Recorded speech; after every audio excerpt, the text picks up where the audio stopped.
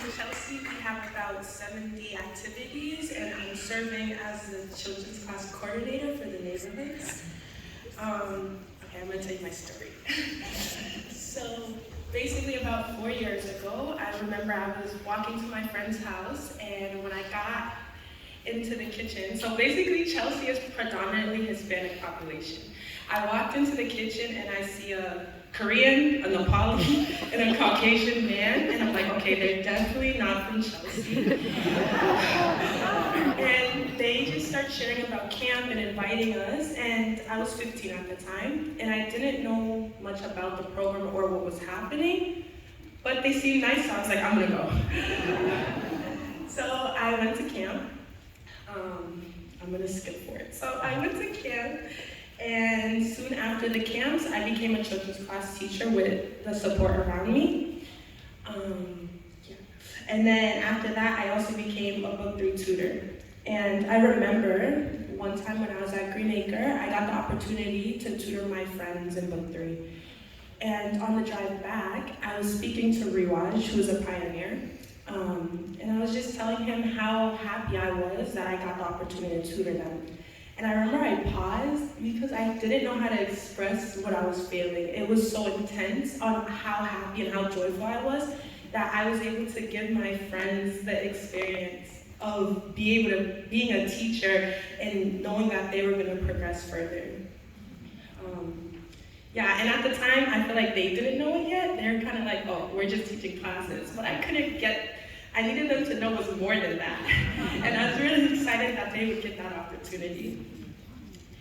And then as I became more involved, so I had my children's class, I was a tutor, and I remember there was days and nights I'd be with Hannah and Riwaj, and we'd just be talking about random things, and Riwaj would pull out the Training Institute document and just start talking. And he was so excited to teach me though, and I was so excited to learn.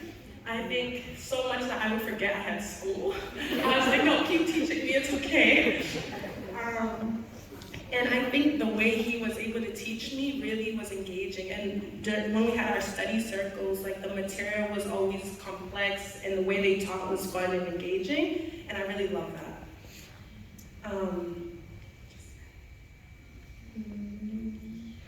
Okay, yeah. So then also, I thought about like the Baha'i faith and things like that, and how like doing the study had changed my thinking, my beliefs.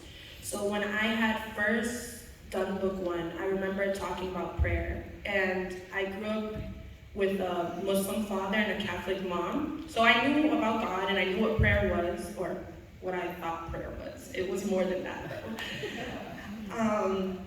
And I didn't really believe in prayer. Like I was just like, oh, like yeah, it's fine, it's cool. And as they would tell me, like as we were doing book 1, they're like, we need these habits, and I was like, I don't know why we need these habits, but I know now. I also tutor book 1, and I'm also getting others to understand like why we should read writings every day, why we say prayers. And even though I'm like still learning myself, it's been really helpful. Some of the conversations I've had with like Samin telling me like, oh, prayer should be a casual conversation. Like you can be as open as you want to be, and you don't have to pray to God. You can pray through Abdul Baha, you can pray through Baha'u'llah, has been really helpful for me. And then also some other ideas, like the idea of like marriage. Like growing up, my family was pretty disunified, and I had never seen a successful marriage before. So when I had all these examples of Baha'i marriages and things they believed, I was like, oh, maybe I should get married one day. So a lot of ways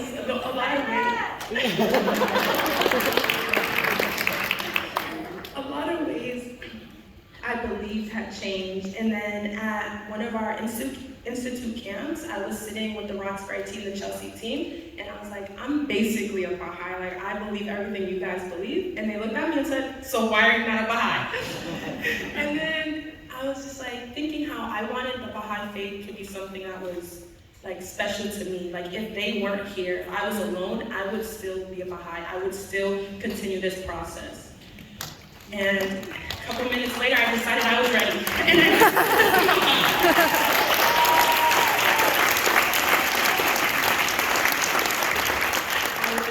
I was 16 at the time, and after that camp, so after having declared, about a week later, I was in a devotional at a youth night, and I remember like really focusing, and I just started crying. And I remember I was crying and being so grateful and thankful to God for giving me the opportunity to be part of the Institute, to be part of this process, to know who Baha'u'llah was.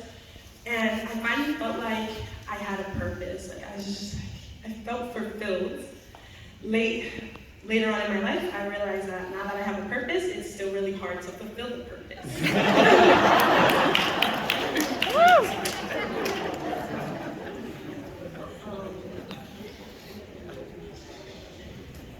I had one more moment. This one actually was also helped me realize how youth can be protagonists and how I actually have a voice. I remember also I was at Hannah Riwa's house and Counselor Farah had come to talk about the progress of Chelsea, what it was going to look like in the coming years. And as she was talking, I remember like having a different opinion.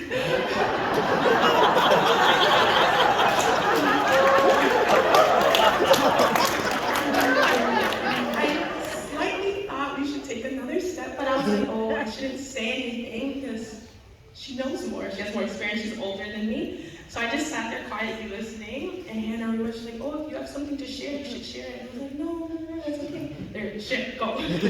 So I ended up sharing, and I remember Farah was like, that's amazing. Yes, we should do that step first. And I was like I have a say, I have a voice.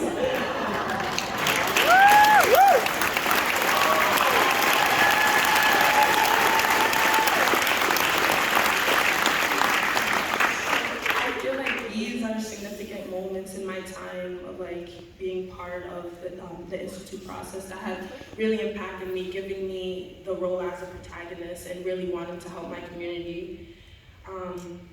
Almost done. So I think when thinking about how service has affected my life and how I know now like service will always be a part of my life, even when I'm not doing a year of service. So in the fall, I'm going to college and I'm thinking about, okay, how am I gonna make my schedule so I can still have my children's classes? How am I gonna get the people I'm going to school with involved? How are we gonna have our own devotional? And I think also like even in a smaller context, like when I'm just having casual conversations with my friends, they'll say something and I'll connect it to the Baha'i faith and they'll look at me and say, you're such a Baha'i. So I think my experience has impacted me so much that it is now, like this program, everything has become a big part of my life. And just to end, I just wanted to thank, so we had 4 pioneers in Chelsea. I just want to thank Hayon, Riwaj, Samin, and Jessa, because they brought so much joy and there was so much shared knowledge. And I really have enjoyed my experience, and I know at times I'm hard to work with. So, I'm glad they pushed through. Thank you.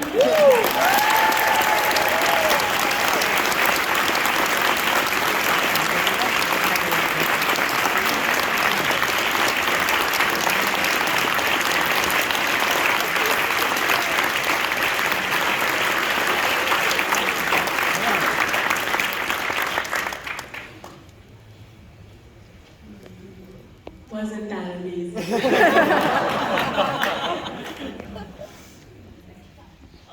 This is very nerve-wracking. I don't know what you other guys are talking about. Like, this is scary, but it's very beautiful.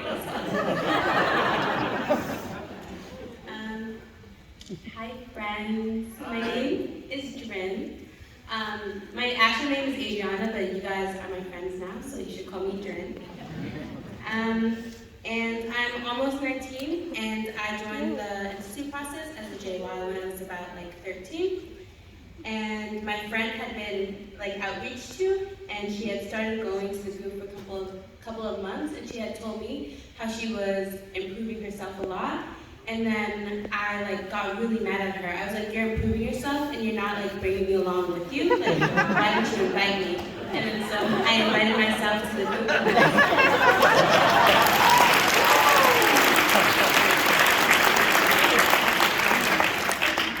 And so I was only in that group for about a year and a half before I had turned 15. And then I joined like the first youth camp. And there I did like part of book 1, only part of it, and I had already like fell in love with it. Like it's an amazing book, and that was the old book 1 too. This new book 1 is not. So in that book 1, like just the whole experience was really amazing. Like the tutoring, and then just the quotes. Like I had never read words like that. Like I had never been in an experience like that. It was very different from school. And so specifically one thing about book 1 was that quote about like a person or a Baha'i would never like unlawfully seize the property of their neighbor. And when I had heard that, I was like, whoa, like that's a really high standard. Like I have never, like all these people want to reach that standard, and I thought it was very different. Cause like, oh no, I would definitely steal if I was like starving, but we were all trying to get there. And even in the tutoring, they were explaining that like, oh, we know it's a high standard, but that's what we're striving for. And they had never expressed it in like a dogmatic way. Like they were never like imposing anything on me, forcing anything on me. And I just really loved it. And so after that camp, I remember I was in the drive back to camp, and I was like, oh, I think I'm a Baha'i. And I really felt like I believed everything that the books were saying, but I had never officially declared until later, because I had like a lot of veils, but I knew in my heart, like, oh, this is the truth. Like I couldn't deny it, but I had other things that were keeping me back from it. But eventually I did declare, and soon after doing book 1, I did part of book 2, book 3 and book 5, and they, like the pioneers, accompanied me to start doing classes in junior youth groups. And especially junior youth groups, like doing these activities had really changed me. In one way, it was just in my rectitude of conduct. Like having to think about like a junior youth group has really helped me with like my responsibility, with even my chastity. Like you don't want to be a hypocrite when you're having a group. Like I was realizing like, oh, if I'm telling these guys to act like this, oh, I also have to act like this. And so in times when I was feeling very despondent, if I really wanted to start like smoking weed or drinking alcohol, if it wasn't enough for me to know that it was like against the Baha'i law, I would think of my junior youth and be like, I know that they're also struggling with these thoughts, but I would tell them no. Like I would tell them to have like faith, and so that means I also needed to have faith in those moments. And so that kept me from doing a lot of things that I knew I shouldn't have, like just by having my junior youth.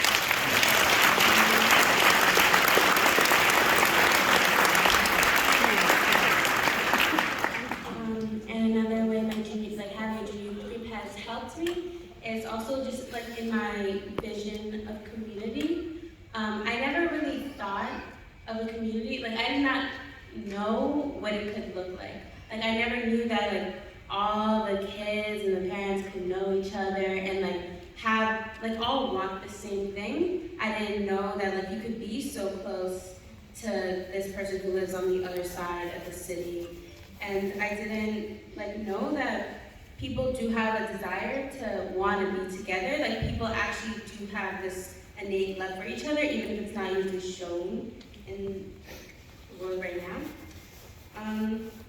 But then also like having a junior group, and also like in tutoring book 1s to like younger folks, I started to really think about other people's souls. Before I was very like thinking about myself. The first time I did book 1 and I learned about obligatory prayer, I was like, oh, I need to do my obligatory prayers. I need to help my own soul. But then eventually, like as years gone by, now I'm tutoring book 1, and now I'm thinking like, oh, if I forget get to do my obligatory prayer, then maybe I should actually remind some of my Baha'i friends if they also need to improve their souls. I should be thinking about them too. So then I'll like text them and be like, oh, have you done your obligatory prayer yet?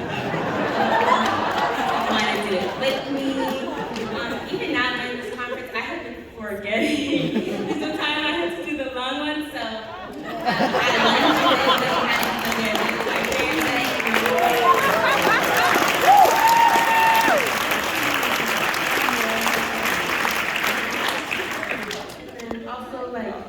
watching videos like Widening Embrace, I don't know if that's actually the one, but like seeing that this program is a lot bigger than I thought it was. At first I was like, oh, this is Chelsea level, oh, maybe it's like Somerville and Roxbury, but it's actually all around the world, all around the States. Like I didn't know that. I didn't see it as this giant thing, and my thinking was very small. And watching that video, Widening Embrace, like I'm Haitian, and I seen this Haitian man like saying a quote that I've memorized before, and it had me thinking his big accent made me think of my dad. And my dad, if you heard him speak, you wouldn't be able to understand him. He's speaking perfect English. I could envision my dad saying that quote, and it made me realize that, oh, I can share this with my dad. Like, oh, I really want him to be part of this.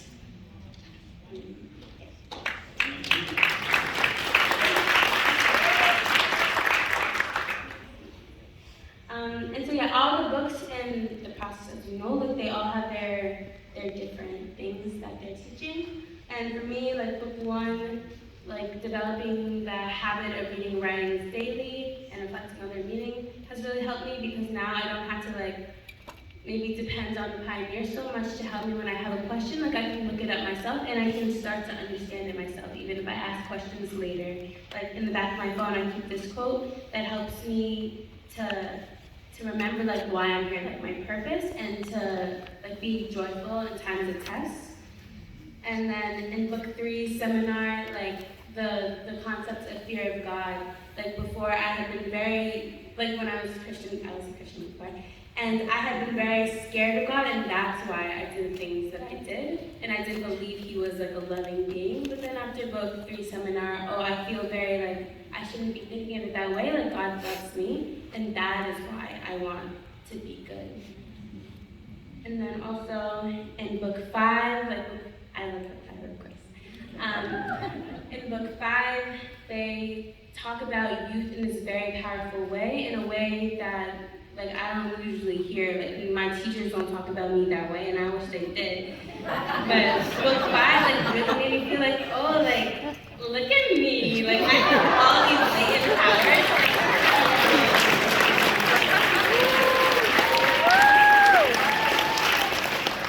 And that was also just very, very different from school. In school, I felt like my teachers didn't want to listen to me. I had to put so much energy in trying to convince them of things, to ask them questions, and I felt like I was fighting my teachers.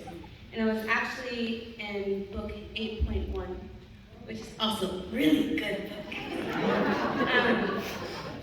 that changed my thinking around authority. I did not like authority before. Being black, being a woman, being a black woman, I did not like the police. I didn't like the government. I didn't trust anyone who thought they had that they were above me. But then in book 8.1, I learned about all the institutions, and it helped me grow an appreciation for the Universal House of Justice, for the counselors and the ABMs, all the way down to the children's class coordinator.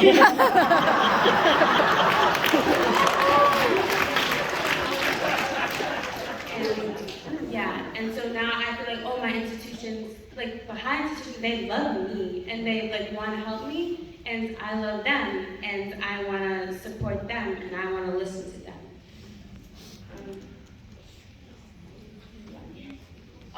Also, I learned a lot about Abdu'l-Baha and the Covenant, which has also made me a lot more confident. I think before in my life, I had felt very uncertain about things, and it made me act in a certain way, but in book 8.1 and book 4, and when you listen to any source of the faith, like you hear how indestructible the faith is, how unshakable it is, how you can't do anything to get in the way of it. And to know that I'm supporting a cause like that, like gives me so much confidence. Like I know I'm on the right side. And like that story of Abdul Baha, when he like finally lays the Bab to rest on Mount Carmel, like gives me so much hope and courage, because like I know that like I'm contributing, like he did all these things, and now I'm like pushing things forward as well, and I can't break this faith.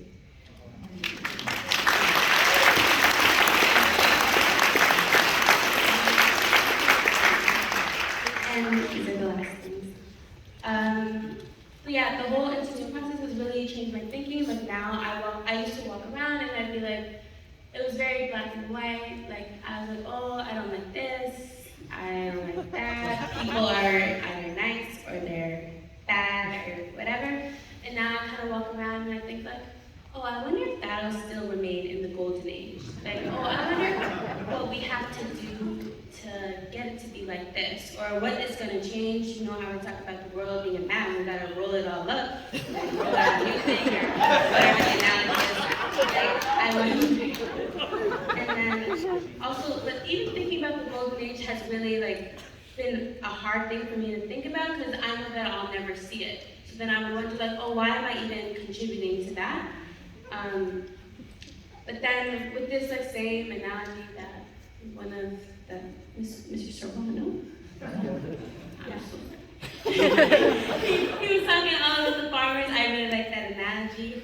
And in the same way, like I had read when I was animating my group in Walk of the Straight Path, there is a story about a farmer who plants these seeds. You know, we're all planting seeds, but not all farmers like get to see those trees grow. Like they don't always get to live to see them, but it's not about that.